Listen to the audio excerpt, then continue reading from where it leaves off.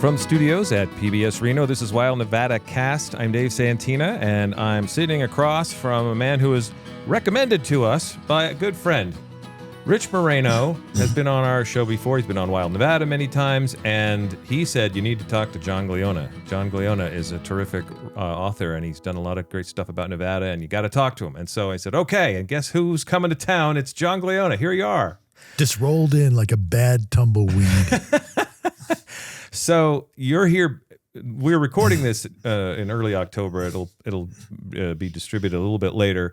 So the day that you're here for an event today, that's going to be long over by the time people hear this. But you're here for the Nevada Historical Society. Yeah, event, correct. Right, to giving a talk, and they're good people. I've spoke with them before, and they're really interested in the state. They know a lot. They're usually of your grandmother's age, but that's good. I love people who are really they're good listeners. I had a conversation with them, not the same group, their docent group, a few months ago in our building here because their building is being renovated. So like your talk is in another building. Right.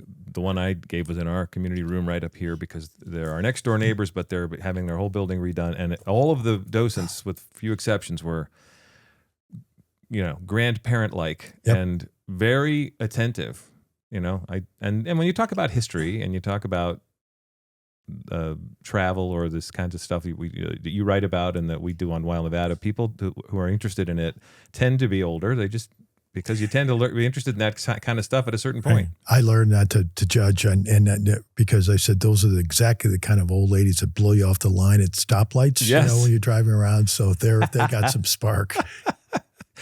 Now, Rich recommended you because he met you on the writers' circuit, right? You guys are both prolific authors. Well, Rich certainly is prolific. He's kind of one of those good friends. If you just have I have this new book out, which we'll talk about that. Yeah. And I called Rich, and I was it's published by the University of Nevada. And they do a good job, but as a writer that sells the numbers of books that Rich and I do, regional writers, you have to do a lot of your own promotion. And so you calling Rich for advice, saying, where can I go? And you were the first out of the block. So yeah, Rich has published a lot of books at the University of Nevada. He's well known, and so I'm sure I think has the record for books sold at the Historical Society. So I'm gunning for him tonight. It. Oh, all right. Yeah. Coming at you, Rich. Coming for you, Got some Rich. competition, bud. All right, this is great. Your book that you're talking about is your newest book, which I think came out in August. It did. Rebels and Outliers, Real Stories of the American West. So you've done a few books about life in the West for people, individuals, and profiles with your travels, but this is your latest one. What can I expect if I crack this book open? You can expect about 30 stories that were done pretty much by, I worked for 26 years as a Los Angeles Times reporter. And for many of those years, I covered California. I was a foreign correspondent, and I came back in 2012 from Asia. And I was based in Las Vegas, but I covered the West. So I looked for stories that I would look for people I wanted to meet. I mean, the way I see journalism is like, I need an adventure today. Where am I going to go?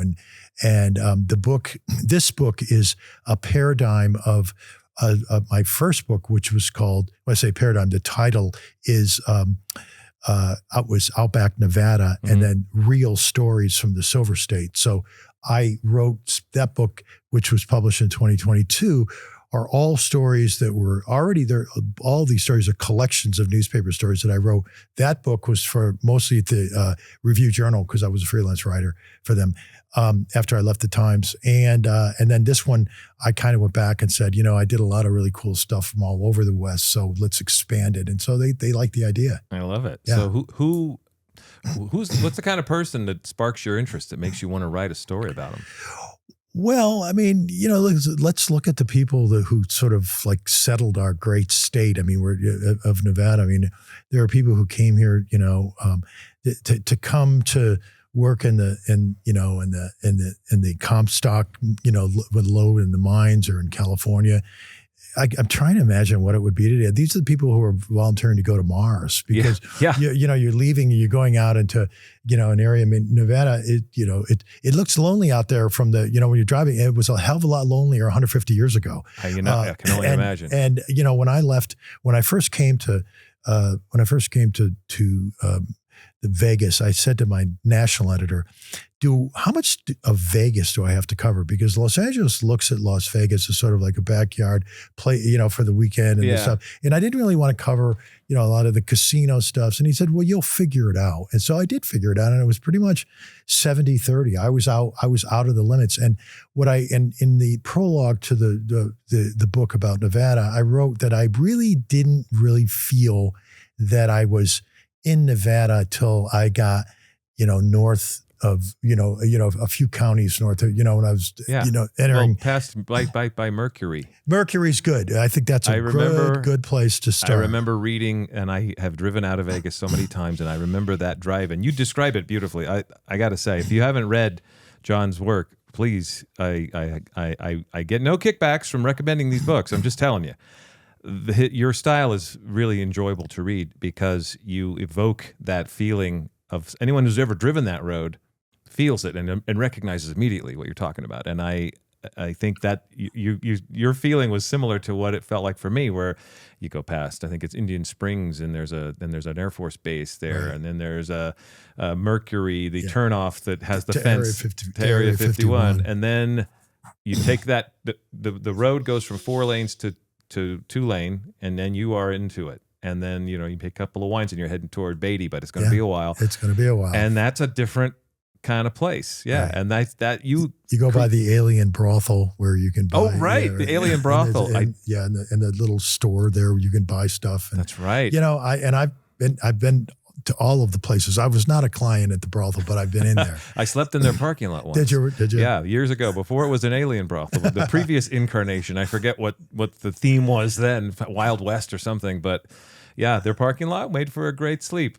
Well, when I left the Times in 2015, I took a buyout and I was living in Henderson and wasn't really quite, I'm married. My wife lives in the Bay Area, San Francisco.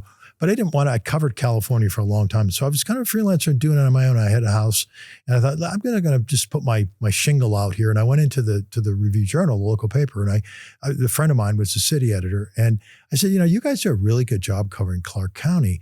But once you get outside Clark County, you might have a guy up in Reno who might venture down the 80 to do a story, but there's a big swath of area, state that's not being covered. And most major newspapers have a state reporter, and they did not have a state reporter. So they hired me to be their, sort of impromptu state guy. And, I did it on a freelance basis. And so, to answer your question, a long-winded way to get to it is like, well, how do you find those people? And so I called a judge from the 5th District, Kim Walker, who lives in Pahrump, and she was telling, you got to go out and meet this person. You got to go out. And so I started, taking notes. And I remember once I was driving on an interview and I stopped went past the Mitzpah and Tonopah, and there was a little newspaper there. And I thought, so I walked in, and the woman, her husband had just died, and she was transitioning out, and she was going to, sell the paper. But I said, I told her what I was doing, and she goes, well, you could go out, the next valley over. My sister's building a house out of hay bales, and I said, oh, that's good. Where can I find her? And so I went out there, and I from other people, I did a piece about a guy who was he was an undertaker, and it was south of Reno, but his job pretty much is if you die on a ranch or somewhere out there in Reno, he's the guy who comes to get you. Oh, really? Yeah. It's quite a beat. It's a really interesting beat that he had. And so, I did, a piece about two women who were friends in Nevada for 75 years. And Minnie lived in Tonopah, and her friend lived out on a ranch. Oh, wow. And they got together every week. And so when they got together, they're both gone now. But it was this time together where they were 2 women in their 90s who've been friends longer than than I was on the earth, right? And so that's what I feel that there's a kind of in California, people have PR agents. Nobody in Nevada's got a PR agent, right? And people often ask themselves, well, if you drive between Vegas and Reno, like what's out there? There's nothing out there. It's like, oh yeah, there is. That's the real Nevada. Yeah. That is the real Nevada that's out there. And, you had mentioned earlier, one of my stories that I wrote in the first book, I ended up, it was a piece I wanted to write about the long distances between A and B in Nevada and how to characterize that. So I found a football coach who was a coach of a fairly small football team in McDermott, which is a small town. That the nearest big town is Winnemucca, and it's up in the 93, right at the Oregon border. So I went up and spent a couple of months in Winnemucca, and the idea is that the football team is there's so few kids to draw from. They play 8-man football because they can't field an 11-man team. So I really liked the coach, and so I wanted to hang out with both. They were coach and assistant coach. He was a Paiute Shoshone Native American from the reservation. And the other guy was this guy who was a former boxer from Reno named Jack Smith. And together they're dear friends of mine. I mean, now. And I spent a bunch of time in McDermott, and I just learned, as I remember saying, to a friend of mine, that here after, the recent presidential election, and there's this great divide in America between, flyover and places like San Francisco, and people say, I don't have anything to say to them. I don't. Well, I was there, and it's red. Nevada is a red state, but as long as we didn't really get into politics, but they're some of the best people that I've ever met, and they're dear friends of mine. And so I kind of, my wife is a Trump supporter, so I'm used to that. I share a bed with a Trump supporter, so it's kind of easy for me to kind of put that aside. But there are people who live there because they want to, and they're willing to make sacrifices. When I was in McDermott, I rented a house, and I was just a very small house, and I got into the routine of, on Saturday, I'd drive down to Winnemucca to go to the Walmart, and I'd see people there, and I'd ask my friends if they needed anything. And, I knew if my car broke down, I was kind of SOL. But, right. I asked, one of my neighbors, it's like, why do you live here? And she talked about the sunrises, and she didn't think she could get that anywhere else. And, people from Nevada once asked me, or from either Reno or Las Vegas, well, what do people who live out in the hinterland, what do they think about us? And they go, they don't think about you. Yeah, no, why would you? Not at all. Why would they? No, right? Yeah, and it's not like, it's like, basically, I'm glad I don't live there. It comes up in that. That's context. pretty much what they. Yeah, that's the only thing they think of is, that's not a place I want to be, and I think that's surprising to the people who think the world revolves around them in the bigger city, which is easy. It's easy to feel that way because there's so much happening. You feel like this is the place to be, and that's very much the opposite of what a lot of people want to feel. And so, and that's where through the Wild Nevada series, we met quite a few people over the years. That's one of the things I really enjoyed about being a part of that series over the years, was meeting all these people who live and choose to live and love being in these big open spaces with very few other people. And they're the kindest, very often the kindest, most generous people. They don't dislike other people so much as they just like where they are. Yeah.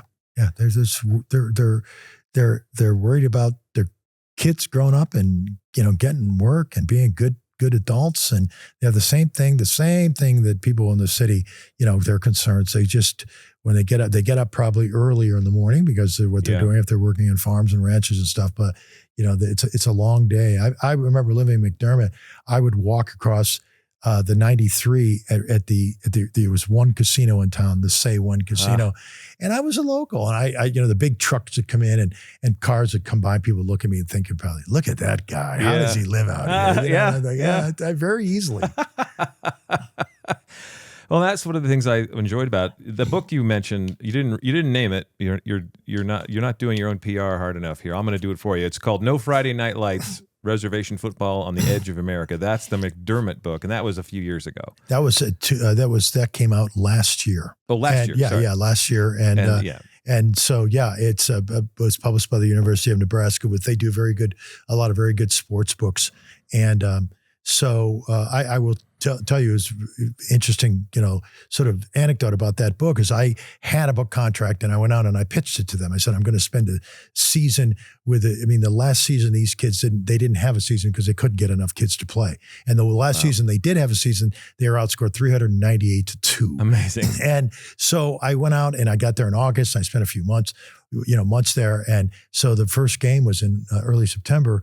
And as it came down to it, they didn't have enough kids. So not to spoil the book because the book stands on its own, they didn't have a season. So I called my editor back and, to my publisher and I said, I've still got a book because what I've learned about this small town, I thought the team was going to be the star and the town was a supporting character. As it turned out, the team supported what really was the story of the town, a mining town that its mine had gone away and ranching was there. They happened to have a Native American community right there. So it brings benefits and tensions to a certain degree that play out on the team as well. But,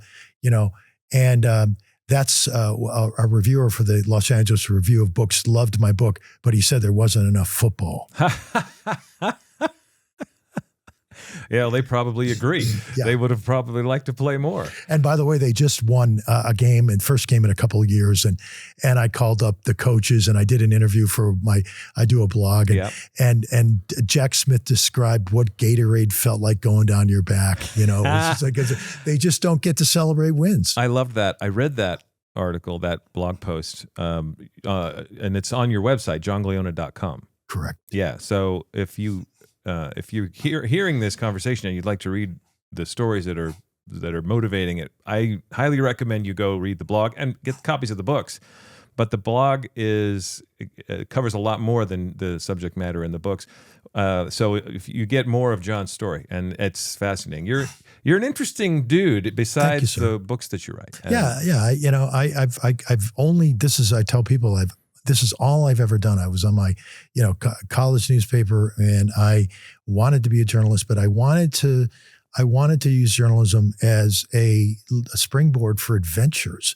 And so I've been in Afghanistan and Pakistan. I mean, my job and when I was I was based in Seoul for 4 years for the LA Times. And I mean, my beat was North Korea, South Korea, Japan, New Zealand, Australia, the Philippines, Indonesia, Malaysia, Singapore, and the Pacific Islands. Is that all? That's all. That's all. And I didn't get to all those places because it's expensive. Right. But so I did, and when I got back, I didn't want to go back. I left the foreign desk, and I didn't want to come back to Los Angeles. I'd covered L.A. and I was a San Francisco bureau chief for a few years, so I'd covered Northern California, and I figured that the national beat was a way to kind of get back with my tribe, so I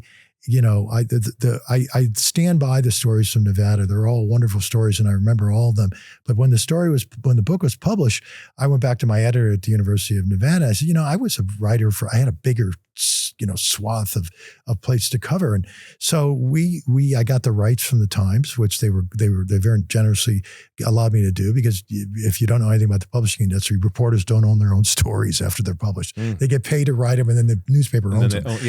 But I had all these stories, and there are stories that I'll just tell you briefly one of them, which I'm very proud of. And I mean, I went out and did a piece about the night watchman of Alcatraz. On Alcatraz Island, when the prison closes, one guy has to stay on the island by himself. Overnight. Yeah, overnight. Cool. I went out and did to San Quentin prison. They have a baseball team that plays all home games. And a lot of the guys are in there for their lifers, but they were athletes, before they were criminals. I did a piece about out in the Mojave Desert. There was a phone booth that became known as the Mojave Desert phone booth. It was installed in the 50s. The mine went away from the 1950s. The road went away. But Ma Bell left the phone booth. And around 2000, some guy was taking a hike 7 miles off the nearest paved road, and he sees a phone booth, and he picks it up, and there's a dial tone.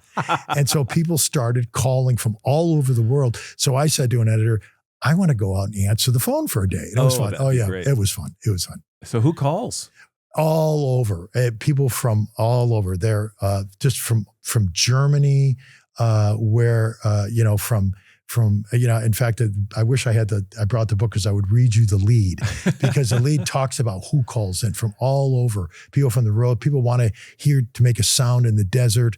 We were there for about 12 hours, and we probably answered about 90 phone calls. And by the end of the day, we were kind of slap happy, the photographer and I. There was a guy, it was a born-again Christian who God had told him to go out and answer the phone as well. So he was out there with us. We found him out there. And so Rich and we were all there, and we finally got a guy, the phone rang, and I said, okay, this is our last call. We got to get out of here. It's dark. And so it was this young kid from Berlin. He goes, is this the Mojave Desert phone, the booth? And I go, yeah, it is. And I said, we're talking about, so we'd answer all the questions before. And then finally I just said, do you have a sister? Put her on. And he goes, yes, but she does not want to talk to you. And that was the last call. But it's really a bit of serendipity from around the world. That's amazing. That And as a postscript, what happens is sometimes when you write stories, after my story ran, guess what Ma Bell did? They took the phone They out. took the phone away.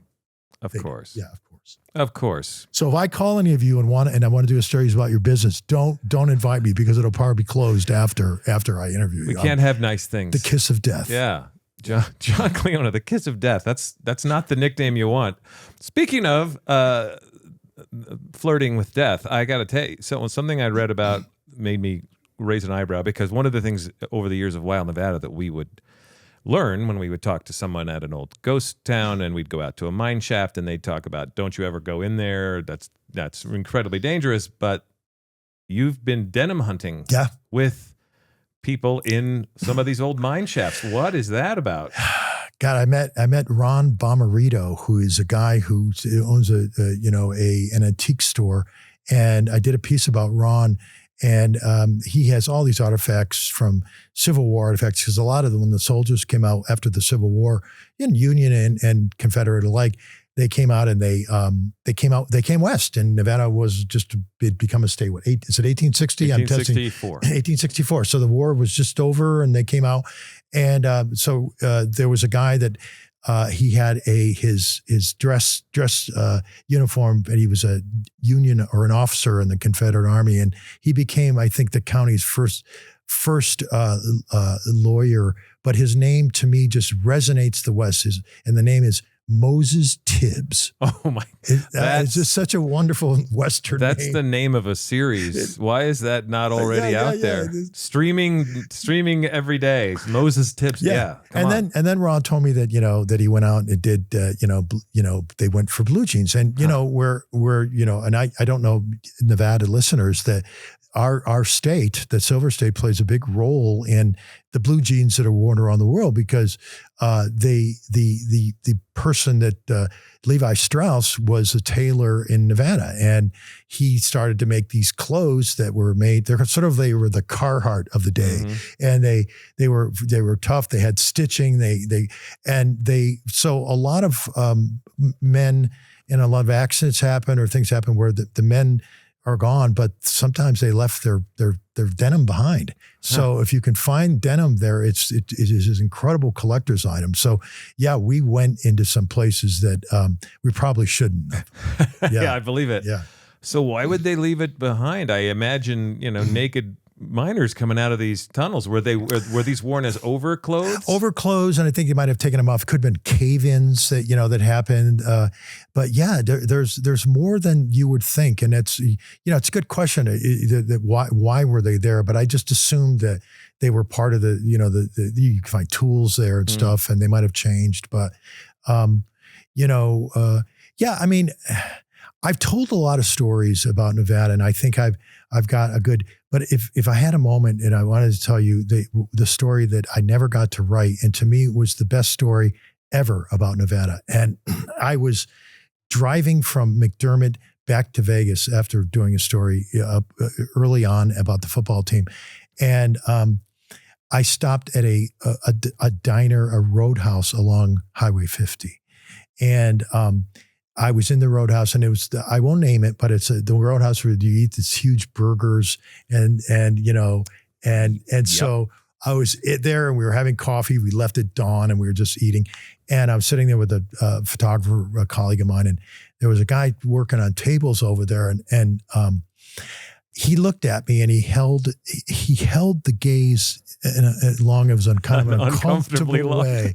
I live in San Francisco. I've been to gay bars before. I've had that gaze thrown in my direction. It was like, I'm not saying that was the reason, but it was like, and I said to my photographer. I go, well, check that guy out over there. And so I went up to get him more coffee, and I said to the bartender, like, who's that? They go, oh, that's Owen. Well, who's Owen? Well, Owen was released from a state mental hospital. Oh. That's Owen calling right now. Yeah, that's Owen. He hears me talking about it. You talk about me. He said that he was released, and they gave him a bike. I think it was near Sacramento, and he was one day on a hot day riding outside his bike, and he was near death because it was in summer. And they took him in, and they hired Owen. And now Owen works there, and he has become, part of the family. Wow. She said, but Owen has some peculiarities. He's got multiple personalities, and one of them's a woman. And I said, well, how do you tell? Well, his voice will be a falsetto higher when he comes in the morning. So I went back and I told my colleague, we got to do a story, because they protected Owen. In fact, there were fights because a bar down the road was saying this Owen was a, child molester, got to escape from a lunatic asylum. Making up stories about him because they didn't have him. They had Owen and they didn't. And so the owner, before I left that morning, I called the owner, and she came in, sat down. I go, I'd really love to do a story about Owen. She goes, Owen, come on over here. So Owen comes over, and we're saying, I'm going to China and for a month, but when I get back, I want to come back up. And Owen, I want to do a story about you and about what you represent to this town, and the idea that this is something that can be said about rural Nevada, that they would shelter you and give you a place to live, and you're different than most people. And so he kind of shook his head. Yeah. I got back in a month, and I called her up, and she said, "Oh, we can't do the interview. The day after you were in here, Owen disappeared for 3 weeks, and Owen, he's back, but he didn't want his story told." And I realized that not everyone kind of wants their story to be, put out in the local newspaper, but to me that, Owen's story about who he is and how they protect him and how they accept him just says so much about, why we love the rural parts of Nevada. Yeah. Couldn't come up with a better example. That's beautiful. Yeah. Beautiful. Well, thank you for sharing that. And it's the Silver State with a golden heart. That's, nice. You just came up with a slogan. I think that's the next Travel Nevada slogan. I have one about Vegas. You want to hear? Sure. Sunny town with shady people. Right. Somebody write this down if you haven't already. Well, wait a minute. We're talking to a writer. It's probably down there somewhere. All right. We haven't got time to get into everything, but I'd love to talk about Italy sometime. Yeah. You're writing a book there. Is that what's next for you? I was going to ask what's coming up next for you. Next is a book, my book about Italy called In the Land of the Midday Sun. An Italian-American grandson chases his Southern Italian roots. And on the horizon after that might be the third in the trilogy of, there's the Nevada book, there's the national book, and it's going to be, hopefully I'm talking to the University of Nevada into publishing it, a collection of my stories from across Asia. So fantastic. Yeah. All right. Well, maybe we'll have to have you come back and talk about that too. I'd love to come back. I would love it. Well, thank you so much. And so for people to get, obviously they can find the new book. The book that just came out is Rebels and Outliers, Real Stories of the American West. You can also find Outback Nevada, Real Stories from the Silver State, and No Friday Night Lights, Reservation Football on the Edge of America. All of those, Nevada, a lot of Nevada content. On Amazon. And the blog at johnglionna.com. johnglionna.com. Thank you for the plug. Well, I thank you for being interesting and writing so beautifully. I really enjoyed reading what you've done, and I'm kind of hooked. I'll be following you creepily on your blog. I'll see you back out there on the middle of nowhere when you get back on the road. I'll be the guy with the burger. Yeah. Who's staring at you from across the room. All right, but before we go, we got to remind everybody, watch Wild Nevada on PBS Reno via broadcast or streaming at pbsreno.org and many other streaming sources. Also, watch segments on PBS Reno's YouTube channel. Now, do you have a question about Wild Nevada, or maybe a comment or a suggestion about the podcast? I would love it if you did. I don't get very many at this podcast email, so get them to me. Send them to me, podcasts@pbsreno.org. My thanks to John Glionna, and thank you for listening to Wild Nevadacast.